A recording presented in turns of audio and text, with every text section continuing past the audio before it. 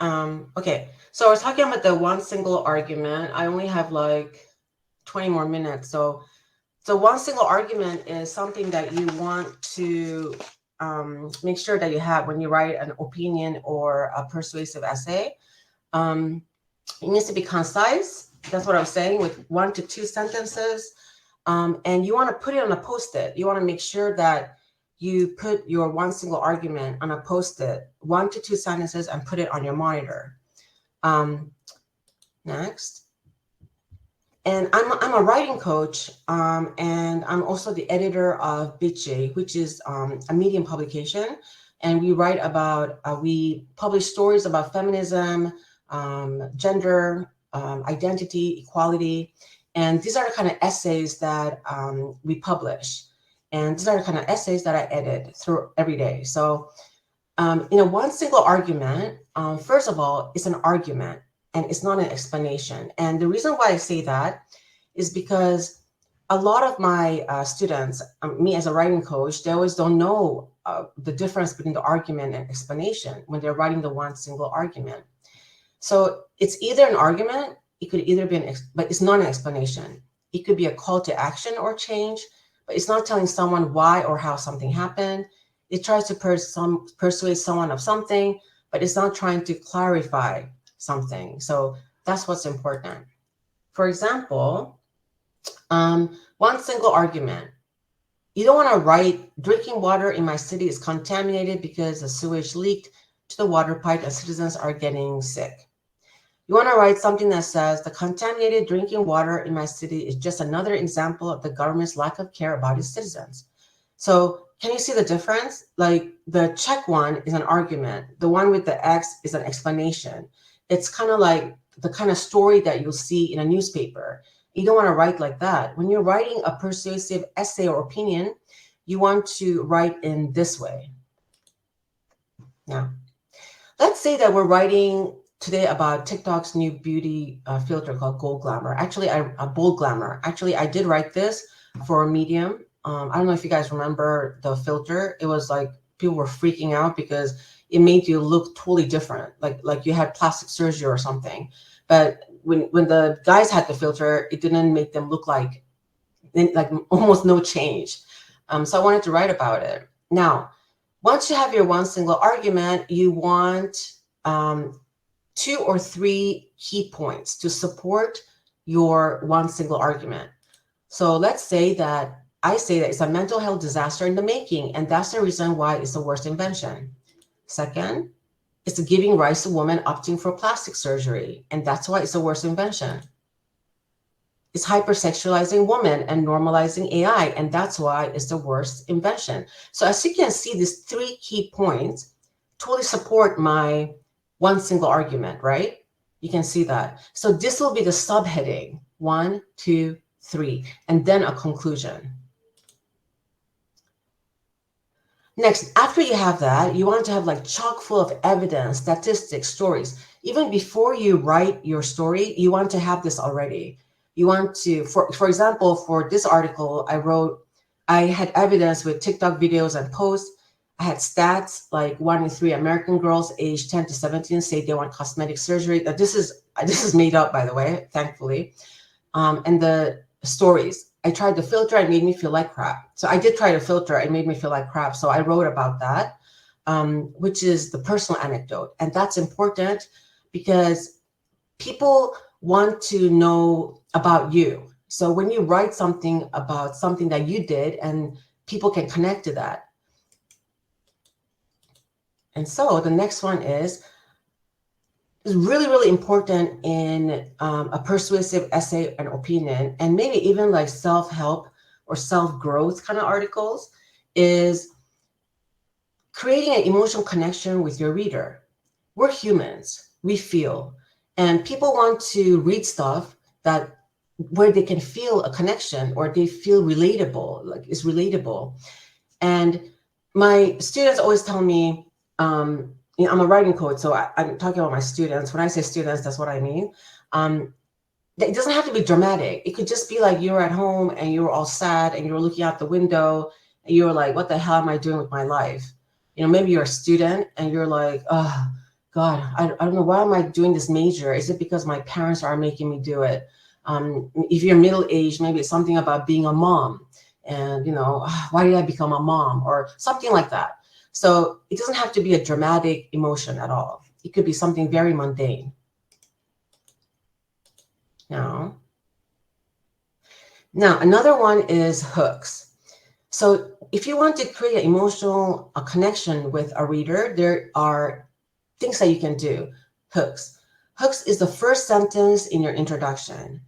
First, you have your title. Your title has to be good. If that's not good, no one's going to read it. So you want your title to be good, but we're not talking about title here today. But next is the hook. That's the introduction, like in the beginning of the intro. So for example, these are some of the hooks. I had no idea. This year was the year I died. I hate being a mother, and something about Gwyneth Paltrow. So these are the kind of stuff, like if you say I hate being a mother, I'm a mom, so I can relate, I'm like, oh, why does she hate being a mother? And I'm thinking, well, what happened to her? Or I had no idea this year would be the year I died. And you're thinking, what? This person died? But then they're writing now, like what happened? So, and then they want to read more. So the hook is really important. There's another way to create an emotional connection with your reader is by telling personal anecdotes, like I talked about earlier. You tell a story about yourself that's related to your OSA, the one single argument, or you tell a story that you heard, you read, news, anything like that, your friend, your family. Let's go to the other one. Is use active and conversational voice. And you've probably heard about active verbs and conversational voice. So the reason why we say this is because when we're talking, we usually use an active voice, right? We don't use a passive voice that much. And when we're talking, we're using a conversational voice. We're not using an academic voice or like a scientific journal voice. So you want to create this feeling that the reader wants to feel like, oh, the writer is right in front of me at a cafe drinking coffee. So and you're just telling a story to that person. So those kind of stories do very well on Medium. And as an editor of the publication Bitchy, I can see that those kind of stories are the ones that people can relate to because you're talking to them like a friend. So you want to make sure you do that. And you put the best stuff first. So I have a history as a journalist in Southeast Asia. And if you maybe you've heard about this, it's called the inverted pyramid. So you put the best thing first, and then you put the explanation and all that later. So in English class, you heard the opposite. In English class, we were told to, write fluff and kind of dramatize it and then say like what the point is. In online writing and opinion writing, it's the opposite. You have to write the best thing first. And then after that, you can write the explanation. So that's really important. And that's something of a challenge, especially if you just come from English, you just graduated and you had this, your teacher always told you not to do that. So that's the habit that a lot of people have to change for my students. You vary the length of the sentences. Sometimes you write a long sentence, sometimes you write a short sentence. And again, like in English class, you don't want to write this whole big paragraph. And I see that in Medium. And some of those articles do well, but I personally always tell my writers to make it short. Maybe this much paragraph, long sentence, short sentence, long sentence, long sentence, short sentence. You vary it. The reason why you want to do that is because when you're talking, you're also talking like that. And a lot of people read on mobile phones, right? So when you're reading on the mobile phone, if you write a huge text, it's going to look like that, like totally heavy. So you want to break up the paragraph so that when people are reading on the phone, it's not going to look so cluttered. And when it looks cluttered, most people don't want to read it anymore. So then you lose your reader. Okay, so that's it. Let's see if there's any questions. I kind of went really quickly through that because apparently you guys couldn't hear me. Let me see.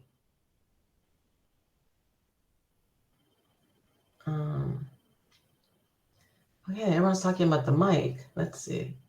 Oh, there's Karen. Okay, Karen's there. Hi, Karen. Karen is one of my students. Okay.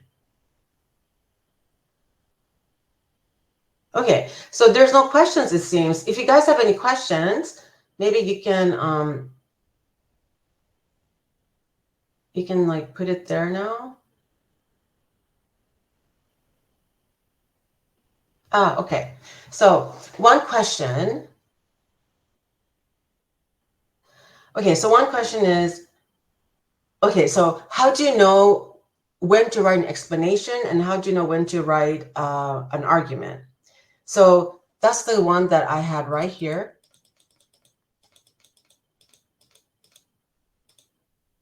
Argument and explanation. So this part is a bit difficult to do. I think the person who's asking me is called Luke. And it just takes practice. Just make sure that when you're writing your one single argument, you're not writing like an article that you would write for a newspaper, basically. You want to make sure that you're writing an article that you're arguing. Like, for example, with your friends, if you're talking with your friends, you're not, if you say, hey, did you hear this and that happened? Then that's the explanation. But when you're talking to your friend and you say, hey, do you hear this and that happened? Man, I can't believe that happened. Like, what the hell was she thinking? And, why did she do this? And that's your argument. Once you write your argument, you're going to explain that later. But first, you're going to write your argument in the beginning of the article, and then you explain yourself later. Any other more questions?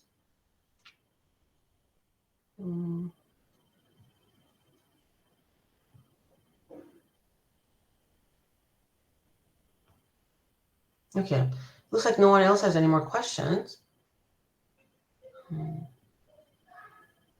Yeah, sorry guys. I guess it was muted in the beginning, and I had no idea. So I was just like, blah, blah, blah, blah, blah, blah, blah. You guys were just watching me patiently moving my mouth. So I did go through everything now, though.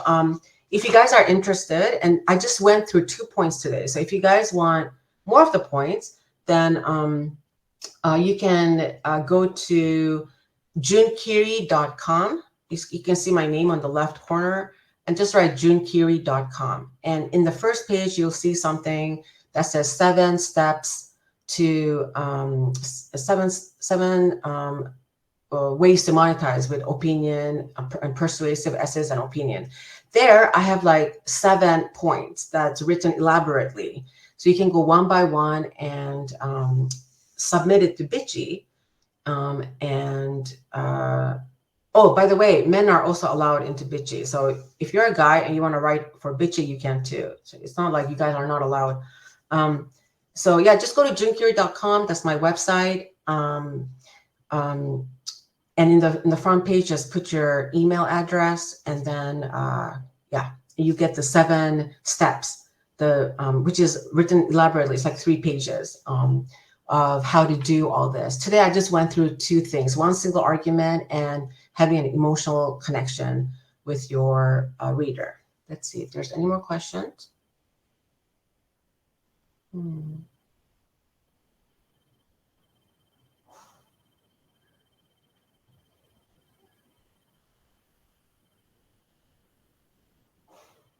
It looks like audio is a big problem because it happened with others too. Okay. Yeah, but I went through everything else, so don't worry. I covered everything, and I think there's going to be a video later too. And my publication is called Bitchy, Bitchy, like a bitch with a Y. And I created that because I couldn't find a place on Medium to publish my stories. There's a publication called Modern Woman where they publish stories for women, by women. And my story was too edgy. So that's why I decided to create Bitchy. We published a bit more edgy stuff, more maybe a bit more controversial, a bit more of this opinionated, argumentative kind of essays. So if you guys are interested in those kind of, in writing those kind of essays, then please send your articles to us, and I will edit it. And we're very good about working with, I'm saying we, it's only me, but I'm very good at working with the writer, and because I love doing this job. I used to be an editor of a magazine, so it's like I can do it again, and I love it.